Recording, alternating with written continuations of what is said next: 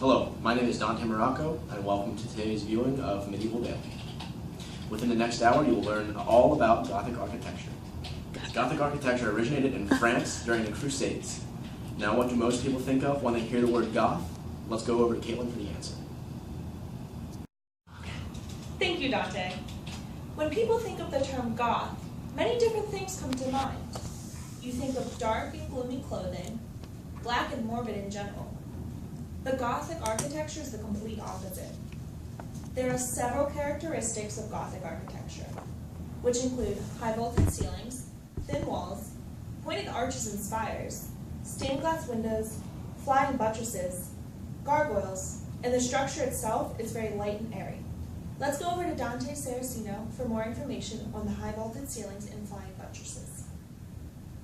Thank you, Caitlin. Okay, first, let's start with the high vaulted ceilings. High vaulted ceilings were made to transmit the weight of the ceiling across the delicate ribs and down the stone piers.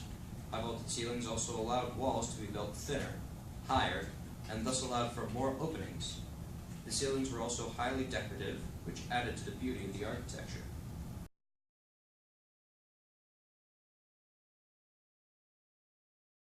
To the flying buttresses, which were the essence of the Gothic style. Flying buttresses allowed medieval mansions to transfer weight away from the cathedral walls. The higher the cathedral walls were, the greater the span of the buttresses. With the flying buttresses, builders were able to construct sensationally high and elaborate stone vaults. Oops, sorry, wrong thing. Now let's go over to Dante Morocco for more information on the pointed arches, or spires, the thin walls, and how Gothic architecture is light and airy. Thank you, Dante. The pointed arches and spires are an outstanding feature in Gothic architecture and help create that light and airy feel. Spires are slender, pointed silhouettes on cathedrals that are godlike and divine. The spires don't have a specific constructional function, but they are meant to draw the entire building upward. Spires emphasize the sense of height and lighten the appearance of the building. This gives a sense of ethereal likeness to the building. The elevation of the spires in Gothic architecture itself symbolizes man's reaching up to the sky. Pointed arches are used to direct weight onto load-bearing columns at a sharp angle, thus allowing for higher ceilings.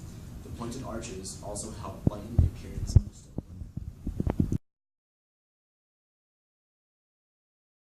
Thin walls have really no structural function, so the masonry could be reduced to a bare minimum. The thin walls have a sense of soaring verticality, which helps with the aspect of Gothic architecture being very light and airy. Let's go over to Caitlin for some final information on gargoyles and stained glass windows. Thank you, Dante. Gargoyles and stained glass windows are probably the two most well-known aspects of Gothic architecture. Gargoyles are winged and fanged beasts designed to scare away evil spirits. Some gargoyles represent real animals, where others represent mythical creatures. Some gargoyles even have heraldic meanings behind them. Almost all of the traditional gargoyles acted as waterspouts, but some did not and are considered a grotesque. The stained glass windows on cathedrals are the most beautiful aspect of the entire cathedral. A stained glass window is created when pieces of colored glass are assembled in patterned window frames. Stained glass windows are brightly colored, predominantly ruby red, violet, and emerald green. Stained glass windows were used to tell stories of the Old Testament, the lives of the Christ and his apostles, saints, and martyrs. Stained glass windows were the equivalent of medieval movies or TV. Light would filter through the windows to produce a warm and bright atmosphere, which helped give a sense of ecstasy in the worshippers. Stained glass windows also gave lightness to the structure and reached towards the sky. All of which help with the light and airy aspect of Gothic architecture.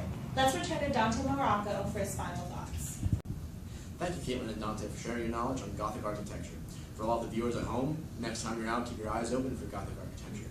That's all for tonight's episode of Medieval Daily, and make sure to tune in next week to learn about the Black Plague. I'm Dante Morocco. Have a great night.